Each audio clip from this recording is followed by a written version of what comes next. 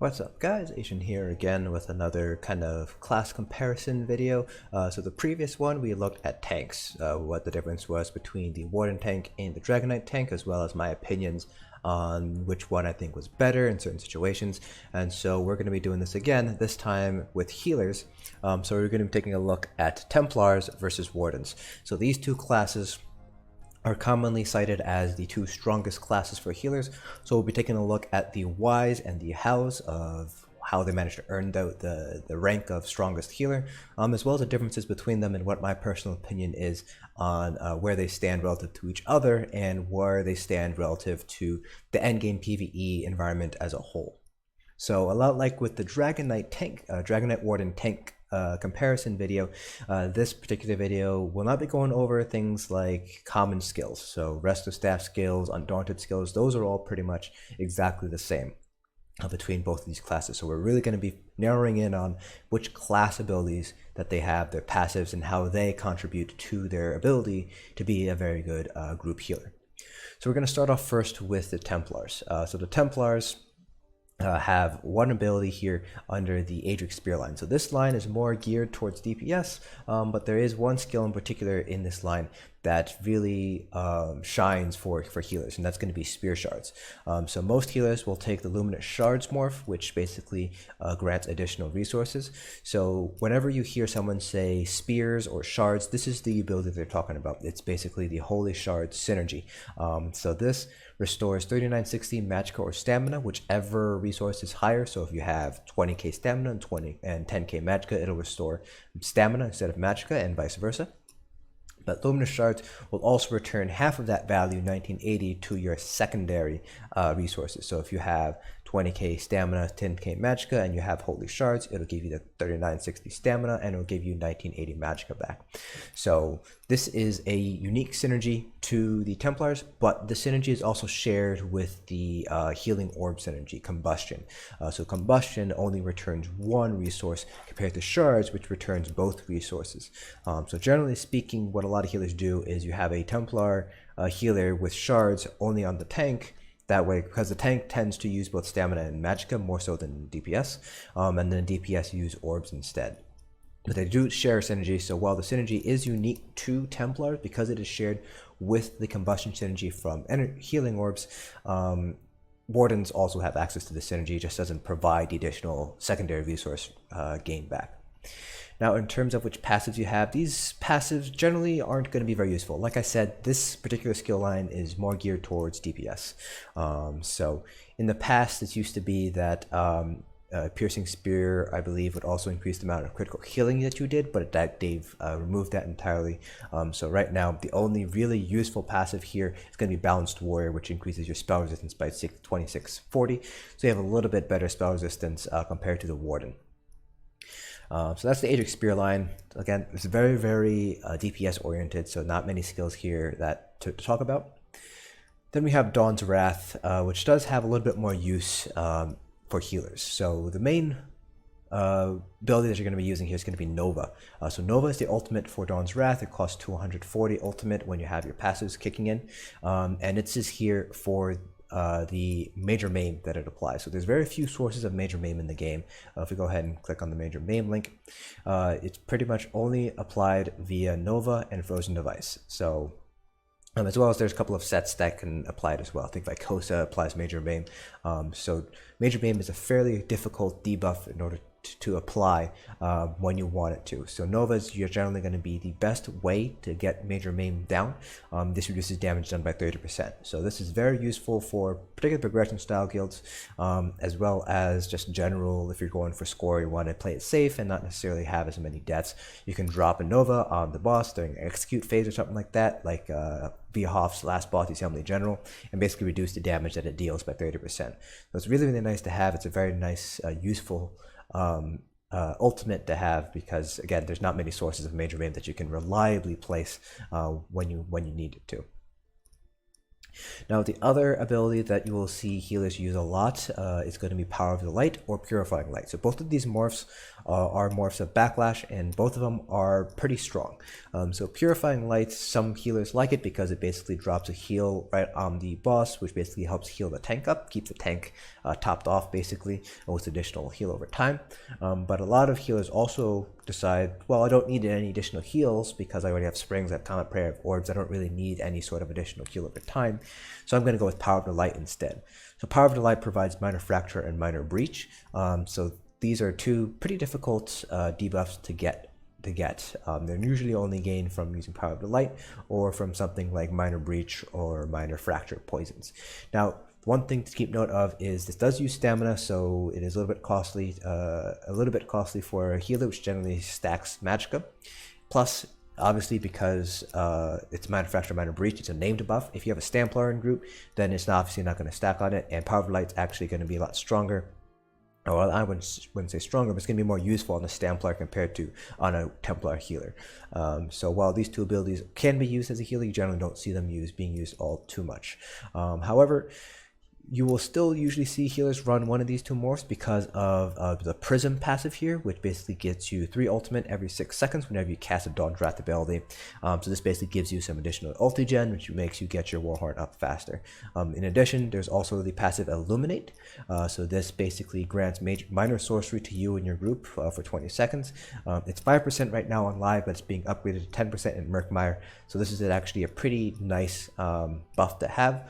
So usually if you don't have like a Templar or a in group, you would typically still have your Templar healer running Purifying Light or Power of Light in order to get that additional minor sorcery as well as the additional ultimate generation. So a lot of healers still run this if they have space on their bars, just because the rest of these aren't really all that useful for healers.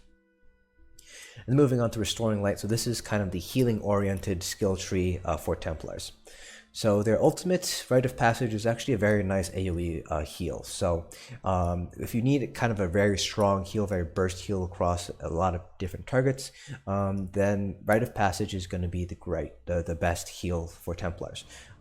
Some people say this is better than Trees, which is the Warden ultimate heal. Other people say Trees is better than Rite of Passage. I think they're both pretty much equal in strength overall. Obviously one is going to be a little bit stronger than the rest. Typically it's going to be Trees just because it's a little bit cheaper, and you also get major mending as a Warden, which you don't get as a Templar. More on that in a little bit. So generally speaking, Trees is going to be a little bit stronger, but they're both very strong healing ultimates. Breath of Life, classic move, classic starter healing move. You kind of want to move away from this as you start doing more trials, but it's still pretty strong for 4-man content. It's just a very, very nice burst heal that Templars have. Wardens don't really have a burst heal with comparable strength here. Healing Ritual is a nice, pretty similar to Breath of Life, except it's an AoE heal. It's obviously going to be a little bit more expensive, but it is a nice burst heal to your group as well. In addition, it also gives minor expedition as well if you take the hasty prayer morph. So that's really nice to have. The extra movement speed is always useful for PvP and PvE. Restoring Aura, not really all that useful. Some people like to use it for kind of a AoE minor Magicka Steal application, but most healers will just stick with like Drain instead for their minor like Magicka Steal, so it's not really used all too much here. Extended Ritual is the morph of Healing Ritual that you will most commonly see healers run, and this is a very, very strong ability for Templars, and kind of sets it apart from Wardens in my opinion. One, it's a unique synergy. It offers a Purify synergy, which is great for Alkosh uptime, but beyond that, the synergy basically acts as a purge every 20 seconds, a free purge every 20 seconds basically. Unlike Purge, which only cleanses 2 effects, Purify completely purges every single negative effect off somebody who uses the synergy. Plus it also heals them as well. Extended Ritual also acts as a self-purge for yourself. Far cheaper to use, I think, it's a little bit cheaper to use than Efficient Purge. It only cleanses yourself, but it also comes with a nice heal over time as well. So Extended Ritual is a very, very powerful Warden ability for that Purify synergy. Then obviously you have Channel Focus here for the Major Ward, Major Resolve, as well as your additional Magicka Restore. So it's additional 240 Magicka every second. Then you have the passives, all of which are pretty strong. So Mending increases the basically the power of your heals by up to 12% in proportion to how much damage you're basically healing. Sacred Ground is really nice, basically gives you minor mending the whole time, so that increases your healing done by 8% whenever you're standing in Cleansing Ritual, your Rune Focus, so that's really nice to have. Light Weaver is basically just helps, grants you some additional passives to your different abilities. The big ones are going to be it's going to be a Healing Ritual. If you use that, it basically gives you ultimate to allies if you heal them while they're under 60% health. So that's really nice to have. And then finally, Master Ritualist. This isn't really going to be terribly useful for a healer because it's increasing resurrection speed, and so as a healer you won't really be resurrecting anybody, so it's going to be less useful on you, but it is still nice to have having that additional faster res speed in those instances where you might have time to res as a healer, like 4-man content or even in trial sometimes. So the big things here for Templars, kind of what puts them above Wardens in my opinion, in certain respects, is the additional synergies they have. The Shards are generally considered to be a little bit stronger than Orbs when it comes to resource return because of the additional secondary resource gain. And then Purify is a unique synergy to Templars that Wardens don't really have any sort of equivalent for. So let's go ahead and talk about Wardens now. So Wardens, you will need to purchase it off of the Crown Store in order to get this, but Wardens are a very strong healing class as well. So starting off first, the Animal Companion skill. Very similar to the Aedric Spearline, this is more focused on DPS, so you're not really going to be seeing too many abilities used here. The big one is obviously going to be Blue Betty, which is basically the Warden version of Channel Focus. This did get a buff in Murkmire, so it will restore more magicka than is displayed here. But generally speaking, I believe Channel Focus and Blue Betty, after the buff and Murkmire, restore about the same level of magicka now. I think Channel Focus still restores a little bit more, so sustain on the Templar is going to be a little bit better compared strictly to Wardens, but it's not that big of a difference at all. Very similar to kind of how Cleansing Ritual cleanses you as a Templar. Blue Betty also cleanses you as well. It just removes 1 negative effect compared to Cleansing Ritual's 5 negative effects. So if you need to get rid of a bunch of debuffs on yourself, you will have to spam Blue Betty. The good thing is though, this is a free cast, so you can pretty much spam it 3 times to get rid of 3 debuffs or something like that if you'd like. Now, the other thing that some healers and a lot of people don't really realize is Falcon Swiftness is a very strong move in both PvP and PvE because of the major expedition buff that it gives you. The additional speed is very useful in a lot of different scenarios. This is getting a nerf in Murkmire, so it's going to be 4 seconds compared to 10 seconds here, but it's still very, very nice to have that additional movement speed, to have that ability to get some nice movement speed going without having to use something like Rapids or something, or a speed potion. Now, in terms of the passives are actually fairly useful. So Bond with Nature, whenever you unsummon or kill, or when your animal companion is killed, you restore some health. So whenever you basically re-up your Blue Betty, you do get that additional heal. So if you need to heal yourself really quick, I guess you can just spam Blue Betty if you'd like. It's a little bit of a heal. Your actual healing abilities will heal you for more, but it's just nice to have that option there. You do get some ultimate whenever you use an Animal Companion ability. Every 8 seconds you get 4 ultimate, so basically the same amount of ultimate you get from the Templars. So in that respect, ultimate generation wise, they're both pretty much neck and neck, pretty much even when it comes to how much ultimate you're able to generate between these two classes. Flourish is a really nice passive to have, so basically increases your magicka and stamina regen by 12% if you have an Animal Companion ability slotted. So if you have Blue Betty, let's say on your front bar, your resto bar, you get that 12% additional magicka regen. So this kind of makes up for the fact that Blue Betty doesn't restore as much magicka over time compared to Channeled Focus. So 12% additional magic regen. This does stack on top of your intellect, so major and minor intellect buffs. So it's really nice. So Wardens, while Blue Betty is not quite as strong in terms of sustain, the additional regen you get makes up for that, more than makes up for that. Advanced Species is more DPS focused. Now let's talk about Green Balance. So this is kind of the healing line for Wardens. Their ultimate is very similar to Rite of Passage from the Templar skill line, the incantation, channel incantation. So this is what we call trees, is what you will normally hear it called, secluded grove. Some healers will use enchanted forest, so that gives you 20 ultimate whenever you heal somebody under 50% health. Other healers go with healing thicket, which basically gives a much nicer heal over time when you leave the trees area. A lot of healers will technically go for enchanted forest just because when you're using this ultimate, you will usually be hitting somebody under 50% health, so you will get the additional 20 ultimate, which basically reduces this cost to an effective 70 ultimate instead. So this is cheaper than the Templar healing ulti. It also heals for a little bit more, I believe, if you factor in major mending uptime. So this is, generally speaking, to be the more useful AoE ultimate heal. Now, for the rest of the abilities, all of these have a place in the Warden healing. So fungal growth, this grants minor intellect and minor endurance with enchanted growth, which increases magic and stamina regen by 10%. Very few ways to get these two buffs here, so Wardens kind of have a pretty nice way to give some additional sustain to the group using enchanted growth here, and it does last for a long time, 20 seconds, so you don't have to like spam it or anything like that. Healing seed, most healers will go with budding seeds for PvE. Other healers will go with collecting pollen if they do PvP healing. This is very nice because this is kind of a lay and forget heal. So basically lay it down and then it blooms after 6 seconds for a burst heal. With budding seeds, you can basically activate it so you can heal it right away. But this is another unique synergy that you can use to the tank. So what a lot of Warden healers will do is actually place this down on the tank and let the tank decide when to use the synergy. It basically gives a very, very nice heal over time. But it's a unique synergy, so you're able to use it with Purify, with Orbs, with Conduit, so it just basically helps increase Alkosh uptime. Leeching Vines or Reliving Trellis, those are very good morphs here. Most healers will go with Leeching Vines for the minor lifesteal. Minor lifesteal is also applied by Blood Altar, so there is some limited benefit here. But you can think of Leeching Vines and Living Trellis as kind of an additional damage mitigation because it heals you every time you take damage.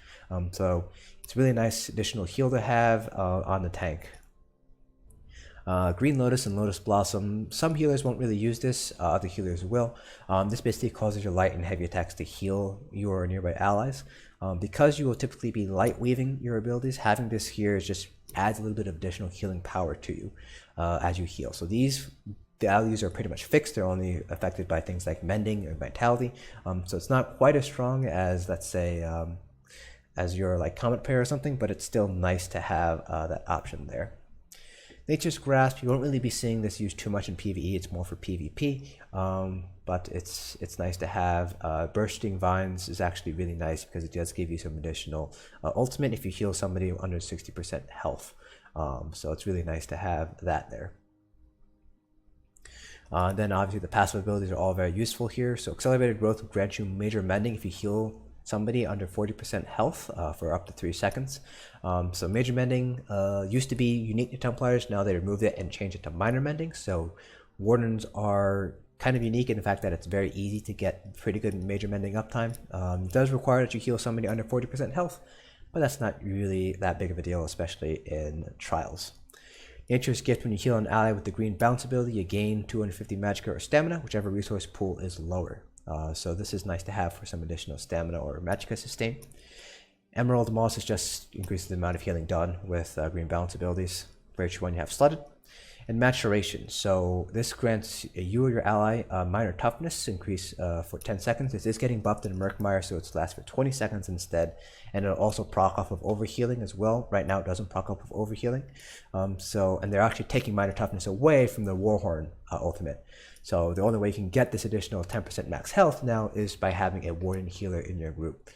Pretty nice to have the additional max health. It can actually save a lot of DPS from a lot of different moves in the game. Finally, you have Winter's Embrace. This is kind of a mixture of both healing as well as DPS skills and tanking skills. This is kind of a hybrid skill tree.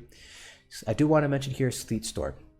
This grants major protection. If you remember, Nova grants major Maim. Protection and Maim does stack on each other, so having a Warden healer as well as a Templar healer is nice because you're able to stack those two buffs, major protection as a buff, as major Maim as a debuff. able to stack it together to get some additional damage reduction.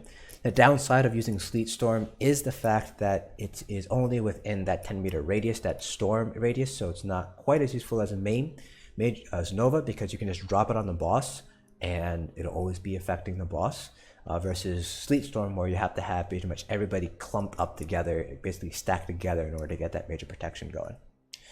Frost Cloak is very nice for major ward and major resolve. It also grants to everybody around you. So a lot of healers will use Expansive Frost Cloak to increase the radius, so it basically hits as many people as it possibly can. So this is nice. Your DPS don't have to worry about necessarily slotting an ability that gives major ward, major resolve, and increases their survivability with very little sacrifice on their part. And that's pretty much it here. There are some niche cases where you might want to use Frozen Gate. This is a chains to kind of help out your tanks, kind of collect things together, or Shimmering Shield for some major heroism if you're going to get hit by projectiles and you know you're going to get hit by projectiles.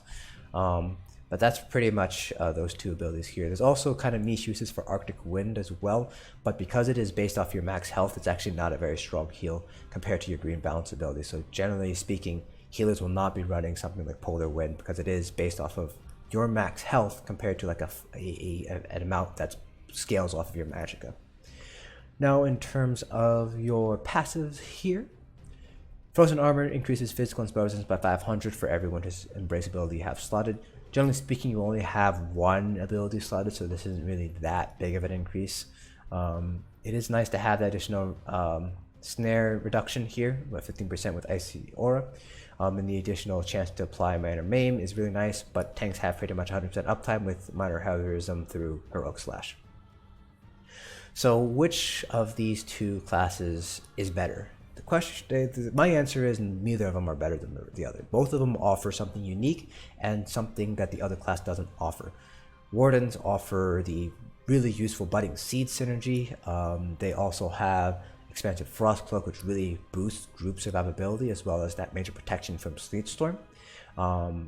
But Templars, they have that really nice Purify synergy. They have a little bit better resource return as well. It's a lot easier to maintain minor mending compared to the major mending from Warden, so the average healing from Templars is going to be a little bit stronger. And Templars have, in my opinion, a more reliable burst heal here, just because with the Warden burst heal, which is usually going to be Enchanted Growth, you kind of have to aim it, versus something like Hasty Prayer or Ritual Rebirth, where you just have to just hit it, and that's pretty much it. You don't have to worry about where you're standing, like where you're facing. As long as you're within the group, you're able to heal everybody up. So both of these do offer very nice bonuses. So in my opinion, both of them are pretty much at the same level when it comes to healing. I think the Warden has a little bit worse learning curve. It's a little bit harder to learn how to heal in a Warden, but once you master it, it's a very different feel from Templar healing, and they both offer very unique buffs that I think any raid group worth their salt should bring a Templar healer and a Warden healer.